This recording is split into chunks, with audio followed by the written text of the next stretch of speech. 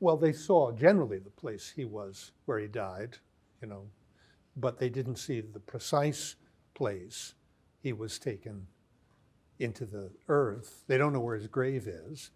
And it turns out Theseus doesn't know that either, because we're told explicitly that he turned his eyes away at the last minute. So Oedipus makes it quite clear when he says, you have to go away now. You have to go away now so you won't see where I'm buried. Now, why that's so important is, interesting. But I do think, your point is still well taken in a way. What you want to say, well, why did he make them follow him to begin with? But presumably the chorus are also present, right? So this is a sort of group affair. They're going to I suppose you'd say it's interesting in this way. What we've seen throughout is that the Oedipus at Colonus is a strange sort of reflection on the various ways in which you can understand the question, where am I? What is this place? So it's a reflection on what place is. So understood in one way, he shows them where he's going to die. Understood in another way, he doesn't show them at all where he's going to die, because the where would require a precise place. Otherwise, you wouldn't, know whether you were walking over his grave or not. So that ambiguity is, I think, intentionally with us until the end, this ambiguity about place.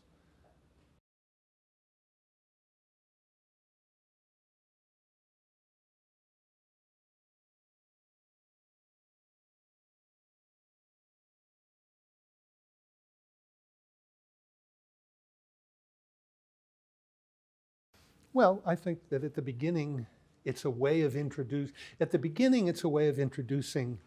the fact that the ground on which you're forbidden to tread, on which you're not supposed to walk, right?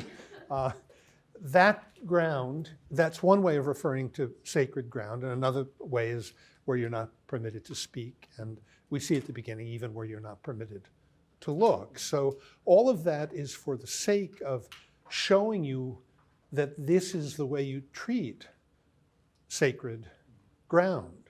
And then throughout the play, Oedipus gives us the impression, he means to give Theseus the impression, that he is introducing this extraordinary gift, which will be sacred in a way.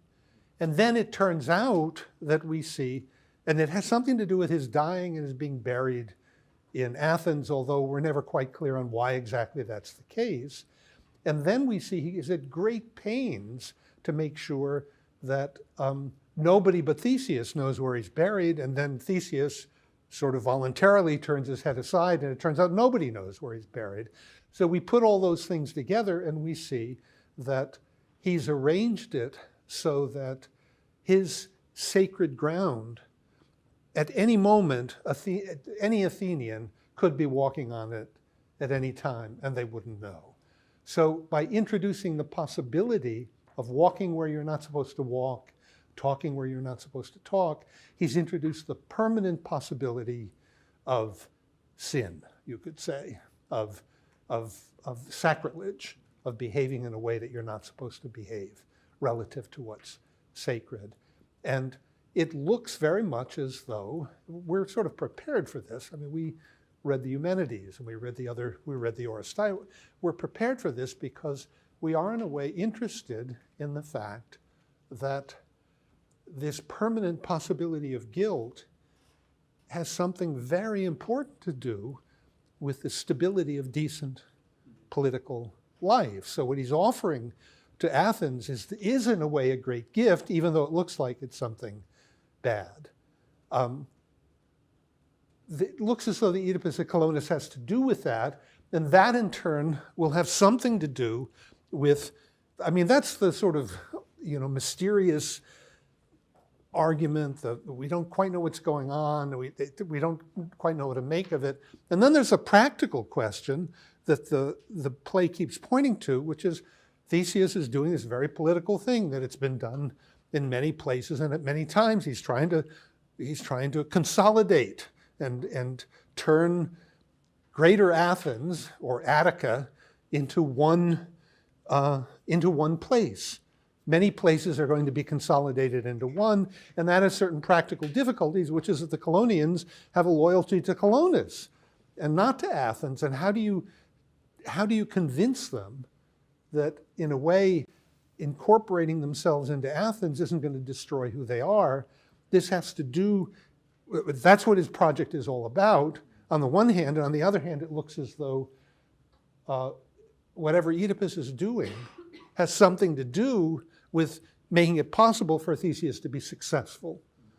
We've seen a lot of things that point to how one might begin to think those two together, but I think what we have to look to at the end of the play is being a little bit more precise about what it might mean to put those two things together. Why does political life, which looks like, it's the stuff you learn about in political science courses, have to do with this strange mystical need to have the man who killed his father and slept with his mother and committed these awful crimes buried in? So we need to try and think through what it might mean. So that not just in Greek antiquity, but all over the place, people think about those issues, because you think about the fact that in the Old Testament, in Genesis, it might be accidental but maybe not, that the person who is singled out as his ancestors are the founders of cities is also the first fratricide. So Cain is in a way responsible for founding cities. And you say, oh, that's odd, that's weird, but accidental. And then you look at the Roman tradition and you see the same thing happens, that you've got two brothers, Romulus and Remus, and in order to found Rome, one of them kills. It's not in order to, but it looks accidental that you've got the founder of Rome also being a fratricide. But if it turns out that in two traditions as diverse as these two, the same thing is happening, you begin to wonder, well, maybe they're trying to tell me something. Maybe the foundation of social or political life has something to do with fratricide.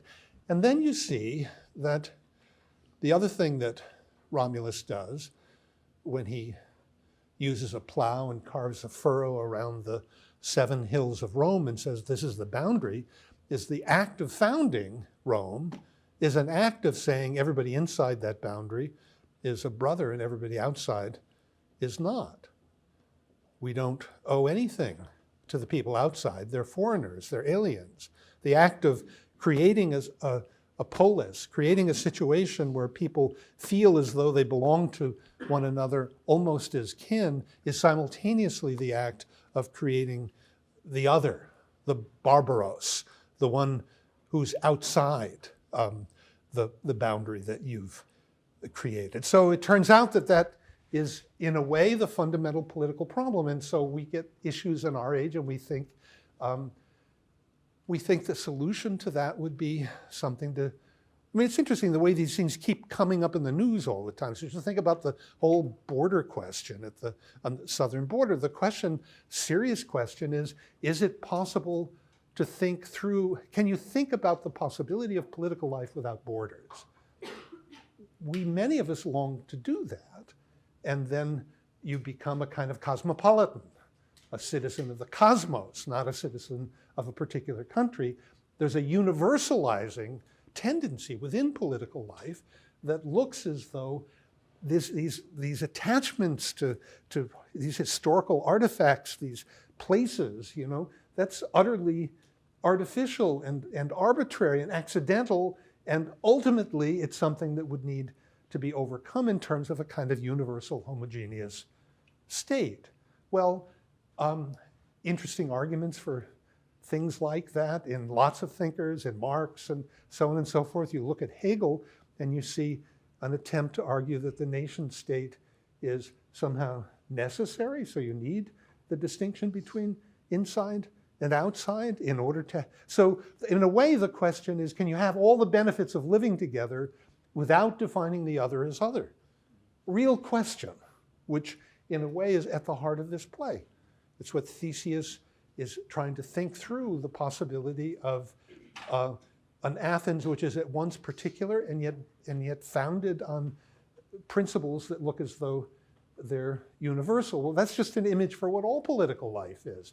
We have laws. We have laws that don't say murdering an Athenian is wrong or murdering somebody born in Rhode Island is wrong, but murder is wrong. So it's a universal law, and yet it's only binding in a way in a particular bounded state. How do you put those two things together? In a way, this play is asking the fundamental question of political life, which is this political life seems to require the putting together of universal principles with particular locations or particular places. And on one side of that, you see the pure side of that, you see Creon, who says, once a Theban, always a Theban, no problem. We simply, that's what we do. That's what political life is. Your fellow citizens are your brothers and sisters, and that's all there is to it. And therefore, I'm perfectly right to, at this point, capture Antigone and Ismene and take them home, and Oedipus is completely wrong. And on the other hand, you have Oedipus who says, look, my father, it doesn't matter that it was my father who tried to kill me. Anybody tries to kill you, and you, namely anybody, have the right to kill the person who tried to kill you. The right of self-defense is universal. It doesn't matter whether it's your father or your brother or whoever it happens to be. So it looks as though you've got, on the one hand, a universal law, and law tends to take that form. We need it to take that form. So one of the few prohibitions, actual prohibitions in the United States Constitution is a prohibition against what are called bills of attainder, which are laws that are enacted specifically pointed toward a particular person or particular kind of person. Law has to be universal. In principle, it has to claim to be applicable across the board on the one hand, and on the other hand, there's a general acknowledgement that it's not universal in the sense that it really binds everybody. It only binds people who happen to live in the place that we call the United States of America. It doesn't have anything to do with people who live in Bulgaria. So it turns out that this problem is really the fundamental problem of politics, putting together universal and particular. Now, if Aristotle's right and human beings are political animals, that's one of the definitions of this, and that means that this problem ought to take another form in which it becomes the fundamental problem of what it means to be a human being. We can't quite see what form that's going to take, but it looks as though this play has to be about that as well. So we're now where we were at the end. You could say three versions of justice get introduced. One is Creon's, which has to do primarily with love of your own, identification with your own genos, your own family or tribe. And then you have Oedipus, which doesn't seem to recognize that principle of particularity. He doesn't seem to recognize that principle of particularity. When he claims innocence, it is in a way a rejection of that understanding of the city as grounded in the family. Interestingly enough, what we saw last time is this is one word in Greek that can be used in both contexts. Genos means on the one hand family, and on the other hand it's what we get genus from. So it looks as though it means class or kind. And then you get Theseus, who, given what his task is, has to somehow understand the possibility of the rule of law, which has a universal aspect to it, in a particular place. The place is particular, the law is universal. So he has to, in order to do that, it looks as though he has to cut the tie between the citizen and the place, which is characteristic of Thebes, which dominates in Thebes. So he's got to do away in a way with the autochthony myth. And that means, in a way, to turn Athens into the place that accepts all strangers, all xenoi, with all the ambiguities of that word, which can sometimes mean stranger and can sometimes mean friend. So Athens is the particular place, but the place that welcomes everybody or anybody. And so justice, on the one hand, points to the right of Oedipus to Antigone and Ismene, and at the same time to the right of Polynices to speak to Oedipus, but not the right of Creon to claim Oedipus.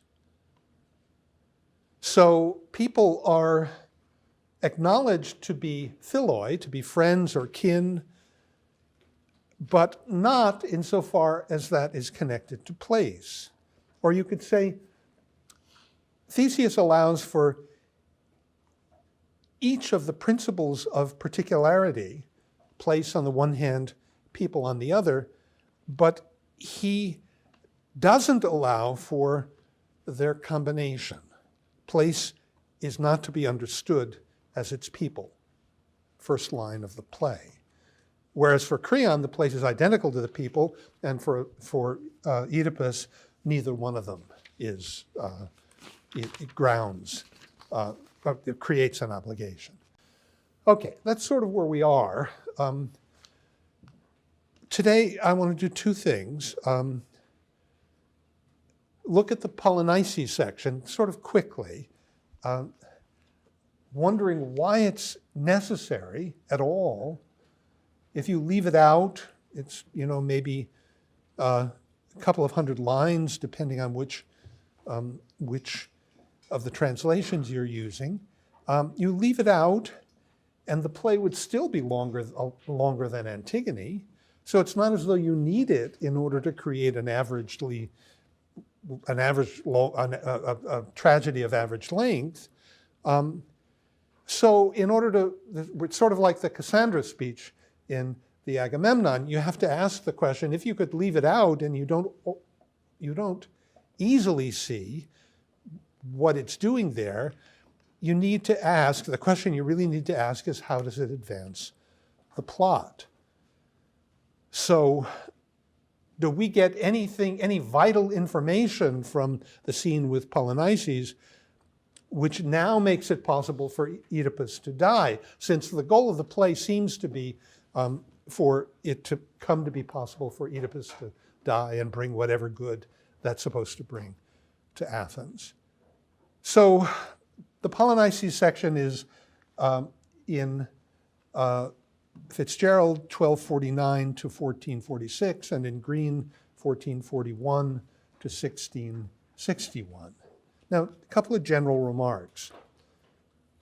It's clear that it's somehow parallel to the Creon scene, that Creon comes and makes his case and then leaves. Polynices comes and makes his case to Oedipus, and they both sort of want the same thing. Both begin by trying to sweet-talk Oedipus, and that leads to appeals to kinship, philia, friendship, on the one hand, justice on the other hand, or you could say, not so much on the one hand and the other hand, but in both cases, the appeal to justice is an appeal to kinship or philia. But so Oedipus, how does he respond? he accuses both of them of having been responsible for his exile. Gesundheit. Although it's hard to see how both charges can be true. I mean, he's explicitly accuses them both of the same thing. I suppose we should look at that. The first is at 770 in Fitzgerald and 870 in Green. It looks like this. This is Creon, where he says, just to show you I'm not making all of this up, not making any of this up, right? He says this. In the old time, I was so sick in my troubles that it had been my pleasure to be exiled. But then when I was willing, you were not to give me any such favor. But when my anger was sated of itself, when living in that house had become sweet to me, you threw me out. You banished me. In that day, this kinship, this philia you speak of, was no way dear to you. So this is to Creon, and then at line, and Fitzgerald 870, no, in Fitzgerald 1354, and in Green 1548, you get this. This is to Polynices. You scoundrel, you, with your scepter and your throne, held now by your blood brother in Thebes, your same blood in Thebes. You chased me out. Your father made me cityless. These are the clothes you made me wear, the sight of which now brings tears to your eyes. So he blames both of them as though each of them were actually responsible, and yet it's hard to imagine that what the situation is to which he's referring. Now, in the end, further instance of the parallelism, in the end, both of them, Creon and Polynices, indicate that they need Oedipus for selfish motives. Okay, if you turn to the Polynices section, he really has two long speeches. The first divides in three. So the first part of the first speech is a description of Oedipus's condition. That's either 1254 to 62 or 1441 to 68. And then Polynices admits his shame because of what he's done and because of the situation that Oedipus is in. That's 1263 to 70 or 1453 to 59. And then he admits his shame, although he does liken what he's done to what Zeus did to Colonus, so it's not all that much shame. And then he begs Oedipus, don't be silent, answer me. That's 1271 to 79 or 1459 to 68. Then the second speech, which divides in four parts. In the first, which is 1284 to 1290 or 1474 to 79, he prays to Poseidon, and Poseidon's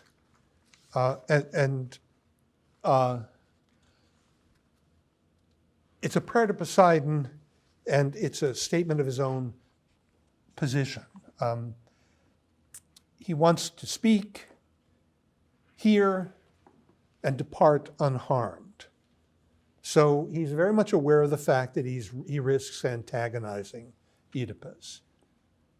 And then we get his story. First, this is the next part, 1291 to 1307 or 1480 to 1497. We get the story of how he was exiled by Eteocles, his brother. And then 1308 to 25 or 1498 to 1516, where he stands now. In other words, he tells us about having gone off to Argos in order to gain new friends. And finally, in the last part, 1326 to 45 or 1517 to 37, we get what he wants from Oedipus. Be my ally, and I will resettle you in Thebes. Now, some difficulties. On the face of it, is he really as bad as Oedipus makes him out to be?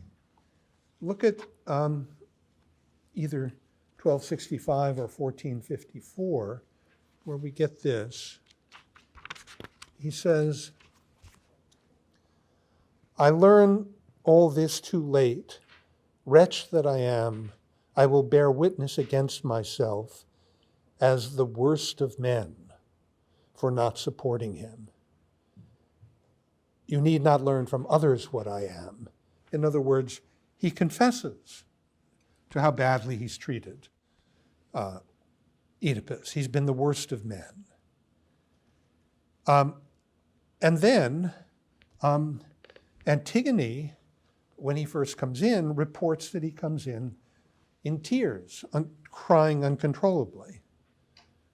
So rather unlike Creon, and finally, rather unlike Creon, it's not clear that he intends to keep Oedipus on the border somewhere. You remember Creon's plan was, they say we need you on the one hand, but we can't have you in the city because you're so awful and sinful, so we'll put you on the border somewhere. That's our solution.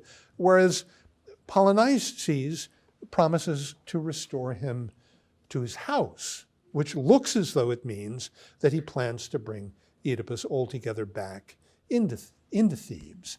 That shows up at 1339 or 1533. And his claims against Eteocles seem to have some merit to them. Now, also, he comes, as Creon did, with armed support, but he has a whole army with him, and yet he never, there's no suggestion that he will try to force Athens to release Oedipus, as Creon had. So you look at all that, and you ask yourself, why on earth is Oedipus so angry, so immediately angry at him?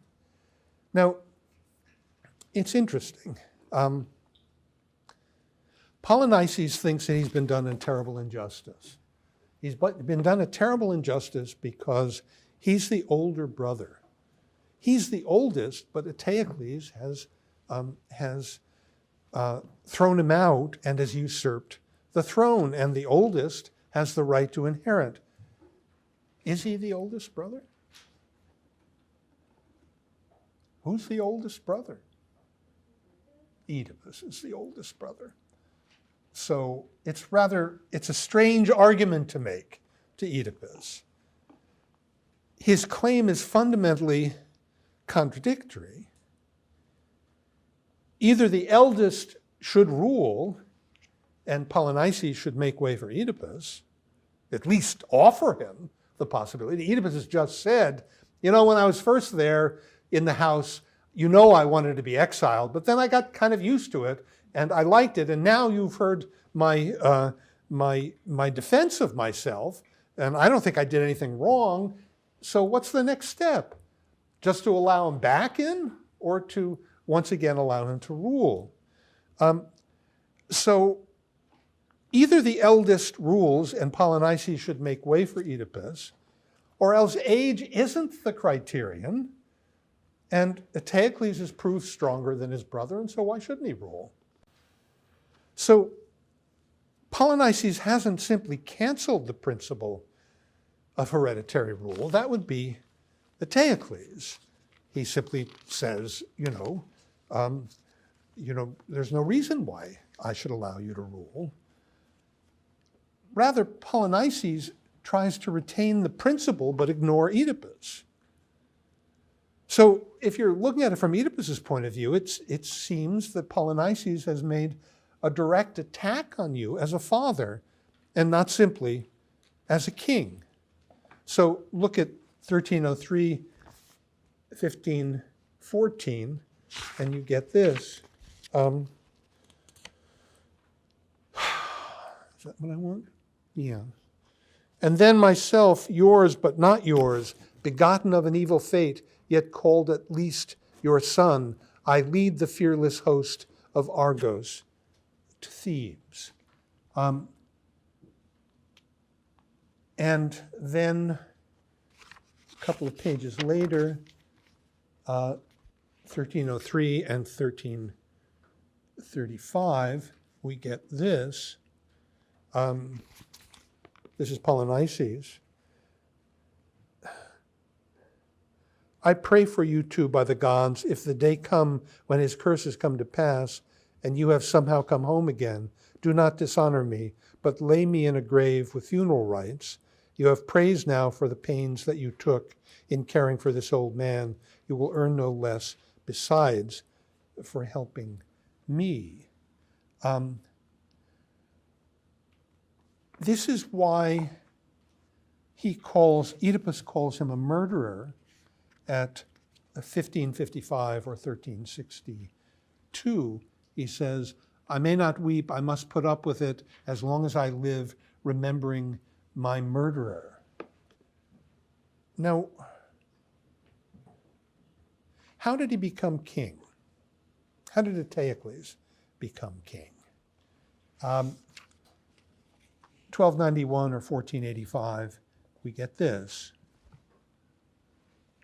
He did not have the best of me in words, nor in the proof of hand or deed. It was the city which he persuaded. So he didn't have the best of me. He wasn't victorious over me in logos. He wasn't victorious over me. It wasn't a refutation by arms or deeds. What then did he do? Eteocles persuaded them. But what does that mean? How did he persuade them? Now, Polynices suggests here, in the sequel, the chief reason, I think, was not the curse, but the fury, your fury that lay upon the house. That is what I hear also from the soothsayers. So the cause that made it possible for Eteocles to convince the city to exile Polynices was the fury of Oedipus. Meaning what? Is Oedipus's fury pursuing him because of parricide and incest? Is that what it means? And if so, then does Polynices think that when Eteocles exiles him, it's somehow due to that? Or does Oedipus so weaken hereditary monarchy in Thebes that Eteocles can replace his older brother? Or is it the case that Oedipus's fury means Oedipus now acting as a fury? His anger at Polynices and Eteocles for what they've done. But how would that amount to the persuasion of Eteocles? Does it imply that Polynices being on the throne by virtue of natural succession with Oedipus, still alive, is in a way comparable to parricide? And so because of that, the only alternative is really unnatural succession? Interesting, by the way, that when you think about it, you think, if you're not careful, you think, oh, yes, up until now, Thebes has had natural succession, Laius, and then the son of Laius, and then the sons of Oedipus, and Polynices is the eldest. But in fact, of course, if they'd known Oedipus was the son of Laius, they never would have made him king. They made him king because of, apparently, his wisdom, his virtue. They didn't know that he was the son of Laius. So he, in a way, stands strangely for both principles, for both hereditary rule on the one hand and the rule of the one that proves better. Notice also in passing that, in a way, Theseus is seeking a throne by way of persuasion. There's something akin to what Eteocles did going on in Athens, the attempt to unify Attica by persuasion. Now, Polynices' solution to his problem is interesting. He goes away to Argos, and he marries immediately into another family, another polis. What's interesting is that we're told after the line about the Fury, when I came to the Dorian land of Argos, Adrastus gave me his daughter to wife. It's almost as though Polynices understands himself to be marrying a father-in-law rather than a wife. And the father-in-law, in a way, see how the father-in-law solves the problem for him? If it's a father-in-law, it's not a real kinship, which means it's perfectly possible for Polynices to use this army, go to Thebes, attack Thebes, become the king, and Adrastus doesn't have a claim to the throne. But even that looks as though it amounts to Polynices replacing Oedipus, his natural father, with a father-in-law. So the point seems to be, for us here, part of the point, seems to be for us to compare what it means for Oedipus and what it means for Polynices to be strangers, outcasts, exiles. And the difference seems to be that Oedipus has, in every instance where he talks about, indicates that he's cityless. He's without a city. He belongs to no polis. Whereas Polynices, when he runs into trouble, immediately adopts another city. He was a Theban, he tries to become an Argive. So let's go back to our puzzle. We wanted to know, why do we need him? Why is he even introduced into the play? And it looks as though the purpose of Polynices, this interlude, is to point to the difference between changing your polis and somehow bringing the non-political into the polis, what Oedipus is supposed to be doing in Athens. So Polynices grows up in a city, Thebes, which has a principle that justifies its being as a city, a myth of autochthony, which tells the Thebans that they're all fellow citizens because they share a common mother. That will never go away. They'll always share a common mother, no matter what they decide to do. They belong to the city. Polynices gets thrown out of the city. He needs to belong to another city, so he immediately goes to Argos and marries. Oedipus has been wandering around for years outside of the city. So for him, apparently, for Polynices, it looks as though there's no alternative. To be thrown out of the city requires that you find another city. For Oedipus, being thrown out of the city doesn't seem initially to require that. You're thrown out of the city, and it's possible to exist in a way that is cityless. So if you make the comparison to language, you could say it's as though Polynices, having spoken Greek all of his life, is suddenly told, you can't speak Greek anymore, and he must immediately learn another language. So it's not that he's ever, whereas Oedipus, it looks as though being forbidden to speak Greek thinks that in some way he can become a speaker of logos, of language as such, as opposed to another particular language. So Polynices has to be somewhere. That's the source of his dilemma. Polynices is a man who seeks to regain his place, his where. But he can only do it by locating himself somewhere else. And that makes his attempt impossible, because his attempt to regain his place turns out to be to turn him into a traitor. Okay, let's look at the end. A couple of peculiarities.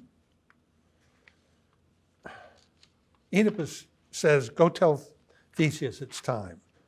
So he summons him. Theseus comes in, looking a little impatient actually, and says, okay, what is it now? So Oedipus tells him, listen, you hear that thunder? This is it. And Theseus says, you know, thunder and lightning, they aren't so rare. They happen quite a lot. So how do you know that it's right now? To which, what do we get? Oedipus says at 1728 and 1514, this. The long-continued thunder, the massive lightning hurled from the hand that never knew defeat. I mean, he simply repeats himself. Thunder and lightning. But does this mean that every time there's a storm, Oedipus thinks his number's up and the time has come? Even more startling is Theseus's response. He says, I believe you, for I have seen you prophesy much and falsely never. Tell me what to do. But we haven't seen a single example of Oedipus' prophecy, whether he does it falsely or truly. And if we haven't seen it, Theseus hasn't seen it because we've seen the whole play. So there's something very peculiar about Theseus' responses here. They are, in a way, there's a wonderful expression in Greek where it'll turn out to be important when we read Euripides. People say things, hosiou heneka, which literally means for the sake of the holy, but actually means, idiomatically, just for form's sake. It's like what you say, you know, when you say have a nice day, or hosiou heneka. So the heneka is for the sake of, and the hosiou is the holy. For the sake of the holy. We have all sorts of expressions like that. You know, when you say something like, who was it who sneezed? Yeah, so when I said Gesundheit because I don't want to presume to say God bless you, but people say God bless you all the time. It's one of the more annoying things that people do when you're in a seminar and sitting around a table and somebody sneezes and 8 people say God bless you, and you're in the middle of trying to show something really important and it's got everybody blessing. But anyway, God bless you is hosiou heneka, right? It's, you're not really thinking that God is going to bless the person who sneezed. There's a history to it, of course, but it turns out that many of the things that we do are for form's sake.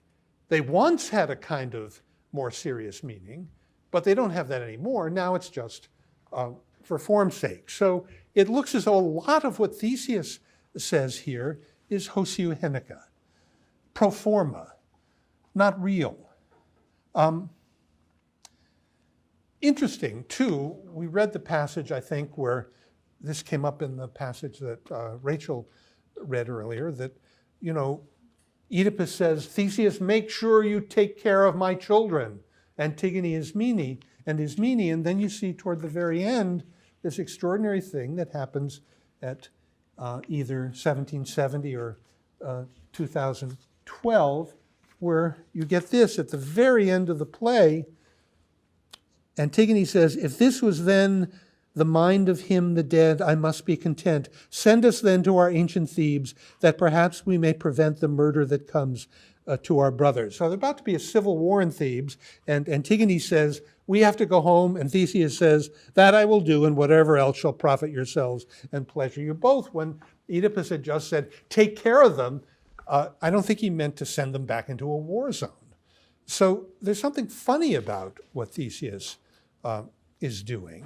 Now, but the crucial thing at the end is, of course, the significance of Oedipus's peculiar death. Some things we know. We know it's supposed to keep Athens safe from, we're told, safe from the dragon's seeds, the dragon Spartoi. So that means safe from Thebans, but also you could say safe from human beings who have grown from the land, who have loyalty to the land. It has the effect of ensuring Oedipus's death that future generations will always be aware that they may be violating the sacred without realizing that they're violating it. And so it points to guilt as a principle, as the likely meaning of Oedipus's gift to Athens. So only the king knows where Oedipus is buried.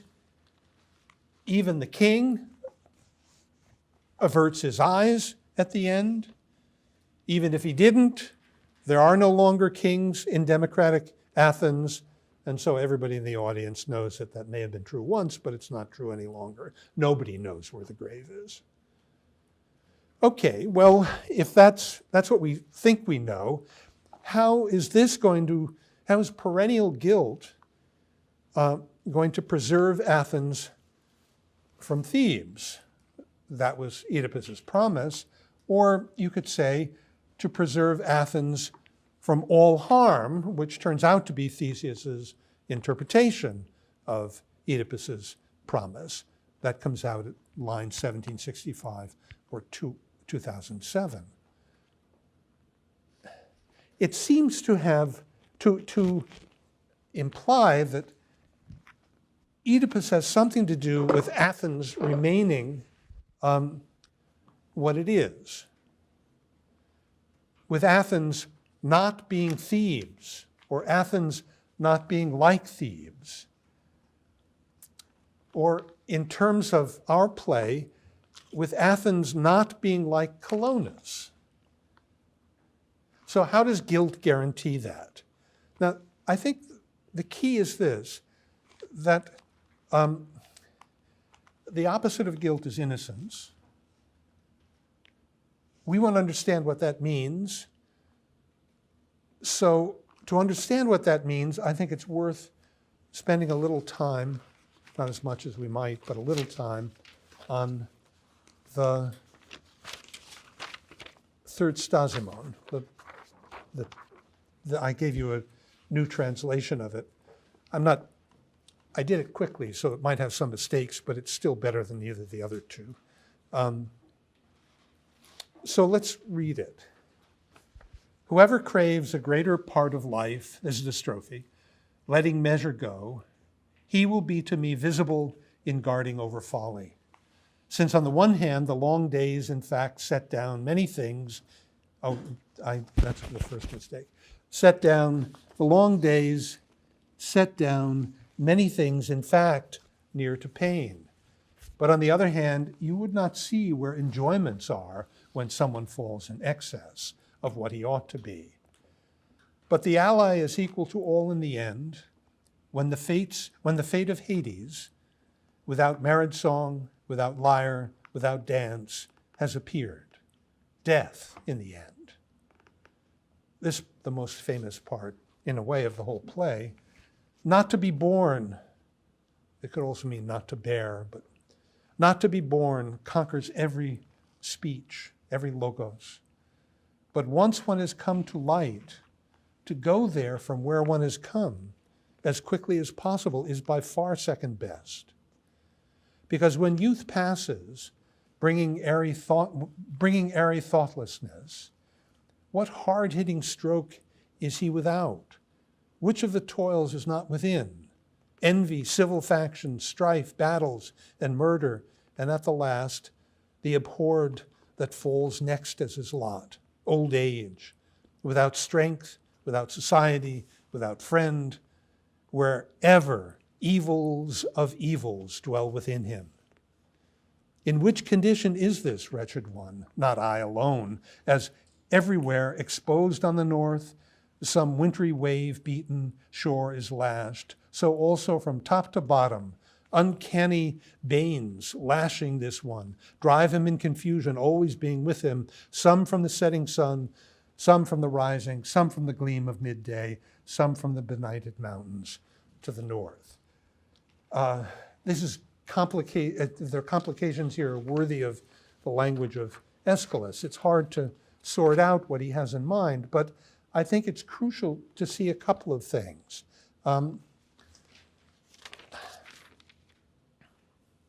We need to see that the chorus respond with this stasimon,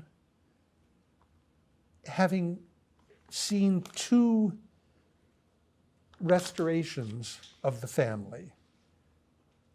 One, Antigone, is brought back, and that brings great joy. The other, Polynices, and that brings pain. Now, both of these, interestingly enough, don't just happen. They're not immediate. They're mediated through Theseus. He's responsible for the restoration, bringing the family back to wholeness. So the polis gives Oedipus's family back to him, but it also requires that he hear Polynices out. Question then, why does the chorus say, not to be born conquers every logos? Why do they say that just after Theseus has proved that Oedipus is henceforth secure? And they don't leave it at that. They go on to say, to go there from where one has come as quickly as possible is by far second best, because when youth passes, bringing airy thoughtlessness, what hard-hitting stroke is he without? Which of the toils is not within? So it looks as though, whatever that means, it means in part this, that youth is tolerable because of airy thoughtlessness, because of ignorance, because of unreflectiveness. The chorus, when they say, and murder, and envy, civil faction, strife, battles, and murder, and at the last the abhorred that falls next, and so on and so forth, and identify that with old age, it seems as though youth is tolerable because of ignorance. Evil is identified with knowledge, which is what we gain in old age. So you could say these old men of Colonus, who are the ones uttering the chorus, come from a place and time when one simply took for granted where one was. We've seen that before. Colonus is its people. But the play opens by forcing them to look at what previously was so sacred as neither to be looked at nor spoken in the presence of. So not to be born surpasses or is victorious or conquers over every logos, because what they've learned from Oedipus is that only in non-being is logos or account-giving escaped. Oedipus makes the being together, the synousia, of themselves and their place without logos impossible. They have to talk Colonus back into being. But that's just the difference between Colonus and Athens. You remember in the previous chorus, Both of them had wonderful horses, but the Athenians were famous for their bits, for their artifacts. The arts, logos, self-awareness was characteristic of Athens. So the city, the polis, no less than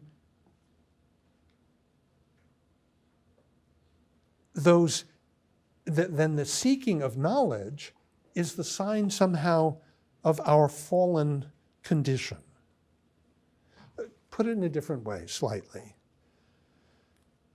You get to the end of the play, and words connected with philia, friendship or kinship, pop up all over the place. So if you look starting on line 1699, or hold on for a second, 1699, or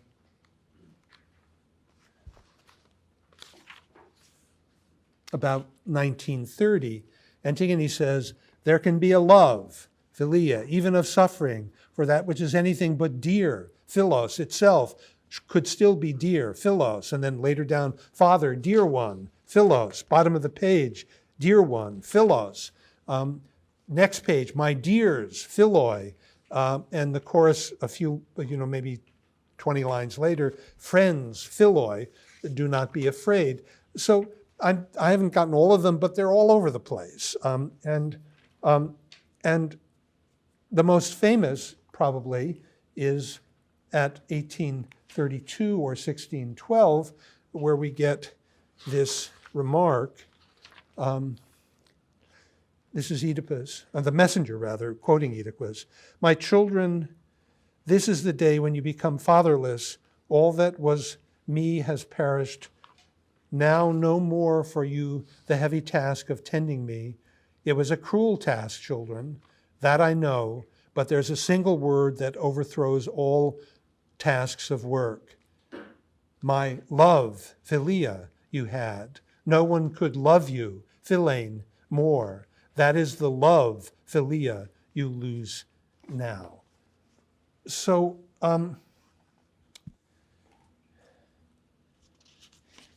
this is, of course, a report of, first of all, you could say, the significance of that seems to be that philein, love or kinship, makes all sacrifice worth it. This is, of course, reportedly said by a man who killed his father, slept with his mother, led to his mother's suicide, curses his sons to kill each other, and vents his wrath on his own city, and has the nerve at line 1770 or 1552 to call Theseus the most dear or most loved of strangers. So apparently more than Oedipus's own family. You dearest of friends at 1770. Philtata, Xenon, dearest of strangers. So how is this kinship, since the superlative is granted to someone to whom he's not even related? This play, the Oedipus at Colonus, is literally a play in which relatives are all the time spurned and strangers appealed to for help. If you try to generalize what's going on here, you could say it looks as though the point is that you have to be a stranger in order to be a friend. The secret of Athens, the Athens that Theseus is trying to establish, is that its unity requires a prior separation. Colonus and the various other previously innocent places have to be split off from themselves, have to become guilty, you could say, in order to be made whole again in Athens, But being made whole again means that they have to be brought back to wholeness. They can't simply assume it.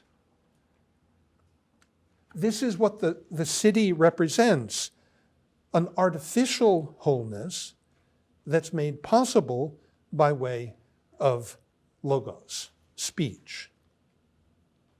So similarly, you could say this: there's no proper appreciation of motherhood, of fatherhood, of sisterhood, of brotherhood, if it's always somehow perfectly operating. On this level, it's innocent philia, unreflective being together. So to appreciate it, to appreciate philia means first to question it and put it back together.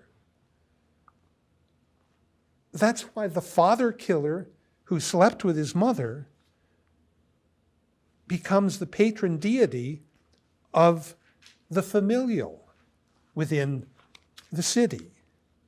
So guilt as knowledge of separation is the necessary condition for togetherness for human beings. It's what Oedipus means for Athens. He is the stranger citizen. One final thing. This function, let's call it constructive alienation, is performed in Athens not so much by the real Oedipus as by the story of Oedipus. Sophocles' point is that the unity of Athens is in some way guaranteed by Attic tragedy. Now, one final thing, to repeat something I said last time. When Aristotle says that human beings are the rational animals or the speaking animals, human being is the zoon logikon, in a way, what that points to is that to be characterized by logos, by speech, according to this play, means somehow to be guilty. Always to be in the process of putting the world together. But if you're always in the process of putting the world together, it means that your experience of it initially is an experience of it as not being together. So one of the things this play is about is synousia, is being together. But the teaching of the play about being together is that for human beings, being together presupposes an initial apartness. It looks at first glance like our curse, and on the other hand, it turns out to be the characteristic of who we are. I mean, I've done this, I think I've done this mostly in group conference, but it's in a way very simple. If you think that, that for Aristotle, for example, logos always has the form, it doesn't have that form, always has the form A is B. That's what we do. That's what Aristotle meant in the Poetics when he said what we do is we say, that's it. This is that. Logos always has the form of saying, this is that. And the satisfaction you feel from it when you get it right is that you say, oh, I now understand why things are as they are, how they're put together. These two things are really the same. They have to go together. But of course, in order to make the claim, initially they have to seem as though they're not together. It doesn't make any sense to say A is B if in fact A looks like B from the very beginning. Why would you even make the claim? Your world has to appear disordered in order for you to try to bring it into order. So what's interesting about Colonus is sort of you think, forget about Colonus for the moment. Think about growing up as a little kid in a family. It will vary depending on how precocious you are or how nasty your family is, I suppose. But, at a certain point, up to a certain point, you just sort of take it for granted This is the way it is. And then at a certain point, traditionally we're talking about adolescence. You're coming to be aware of the fact that you're more than simply a son or daughter, that in fact you're a potential mother or father in your own right. You come to be aware, in other words, that you aren't, that what you've been taking for granted as simply the way things are isn't to be taken for granted. The family isn't the perfect ordering of things. And so what do? You rebel. It's sort of standard practice, right? You rebel. Sometimes you do it, demonstratively and with real style, and sometimes you just do it quietly. But in a way, what the point is that you have to do that at some point. It doesn't mean you have to be nasty about it, but you have to realize that things might be otherwise. And as soon as you realize that things might be otherwise, the things that you always took for granted, if you're to have them again, you have to talk them back into existence. Think them back into existence. You have to understand why it's the case. So, that's what happens when you start looking at the world from the perspective of your parents and say things like, well, yeah, I understand why they did that. At the time I didn't understand, but now I understand. That process is a process of saying A is B. Something appeared one way and you come to see that it wasn't simply that way, but then you see that in a way you can think it back together. That's what Theseus is doing. Break the tie of Colonus with the land and reinstate the tie, but this time on the level of a kind of self-conscious awareness. That has to do with the third stasimon. It has to do with what it means that not to be born surpasses or it conquers every logos. In a way, it turns out that for a human being, we're never simply in that absolutely innocent position. We've in a way fallen from the time we were born. It's really interesting to see how this makes its appearance in the history of philosophy. Some of you may have read some political philosophy. Some of you may know about Rousseau. Some of you may know that Rousseau traces us back to what he calls a state of nature. What's the state of nature? The state of nature is that state supposedly before you had reason and before you had speech, when you ran around and you simply, in a way, were satisfied by, it's hard in a state of nature to figure, Rousseau knows this, to figure out what actually distinguishes us from animals, but you're conscious without being self-conscious, and therefore, in a way, you can be fully satisfied.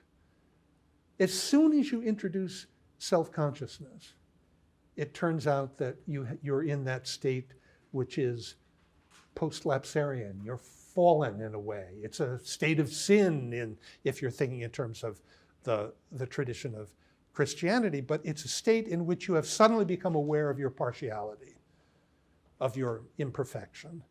And insofar as it becomes possible for you to restore that sense of wholeness,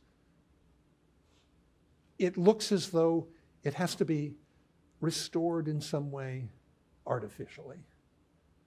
It has to be restored by thought.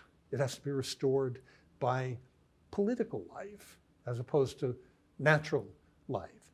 So this is really Sophocles' rather profound reflection on the fact that I called it earlier constructive alienation. It means that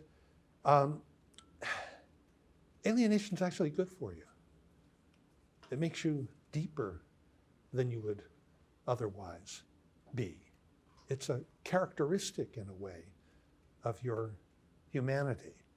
Don't be so hard on it.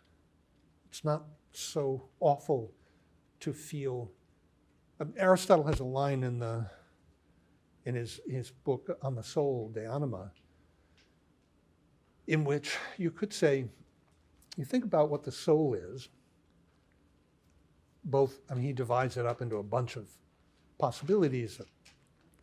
It's vegetative, it has to do with eating, it has to do with growth, it has to do with living. There's a vegetative soul, there's an animal soul, which has to do with desire, and then there's a cognitive soul. And they're very different, they're the same soul, but each in a way has to do with the fact that there are beings like us in the world who are constantly trying to appropriate the world and erase the difference between us in the world. You run around in the world and live, and you're constantly aware of the fact that it's apart from you. So you eat to overcome that difference. You think in order to overcome that difference. So now I want to get to where I was really going. When Aristotle says in part 3 of De Anima, he's talking about cognitive soul, but he could be talking about the other parts. He says, the soul is somehow all beings. And what he means by that is that in a way, if you're thinking about the world, what you're trying to do is appropriate the world, become perfectly one with it. We experience it as at a distance. The soul tries constantly in various ways, tries to close the gap between you and it. But it's very interesting that when Aristotle talks about the relation of the soul to the world, he has to say the soul is somehow all beings. Everything is in the somehow. Because if the soul simply were all beings, then in fact there wouldn't be any perceived separation, and you would be indistinguishable. The way you respond to the world would be indistinguishable from, you'd simply already be a part of it. There wouldn't be any need to put A and B together because all you'd have would be A. And you wouldn't even know that. You would be like the depiction of Rousseau's Man in the State of Nature, wandering around, either satisfied or dissatisfied, satisfied when you're full, dissatisfied when you're hungry, satisfied when you're having pleasure, dissatisfied when you're in pain, but no self-reflection on that fact, because you would simply be in the world. There wouldn't be any difference between you and it. To the extent to which there's a difference between you and it, you're always apart from it. Ironically, you want to close the gap, and if you could close the gap, you'd disappear. So you don't want to close the gap. Now, this crops up all over the place. The other place where it is in this much less poetic book that we've been reading in conference, where what we've discovered over and over and over again is Aristotle's use of drama, but tragedy especially, and the relation between the spectator and the action on the stage as an image of what goes on in each of us all the time. We're always acting, and we're always constantly the spectators of our own lives. That makes us really interesting, distinguishes us from all other beings on the one hand, and on the other hand, it makes us necessarily alienated. So it's a great honor, and it's a great curse in a way. And Oedipus is that. That's what he makes. That's what he puts at the center of what Athens is. So you could say he's trying to make the connection between, Sophocles is trying to force us to make the connection between what it means to be a citizen and what it means to be a stranger. And ironically, it turns out to be the case that you cannot be a citizen unless you're a stranger. That's somehow where the play takes us.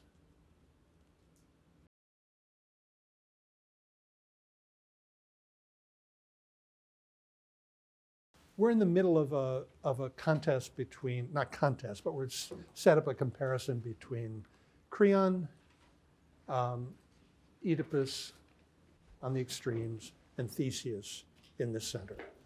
And then we're given Oedipus's 3 children.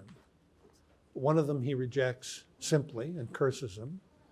The other one he embraces simply because she treats him so well. And then you have the strange case of Ismene, who is, on the one hand, comes to warn him, but on the other hand, where has she been all this time, right? So it turns out that Ismene is a very interesting character. One wonders whether she isn't pointing to something in the family structure which is parallel to what Theseus is doing in the political way. That's where I'd start to think about it.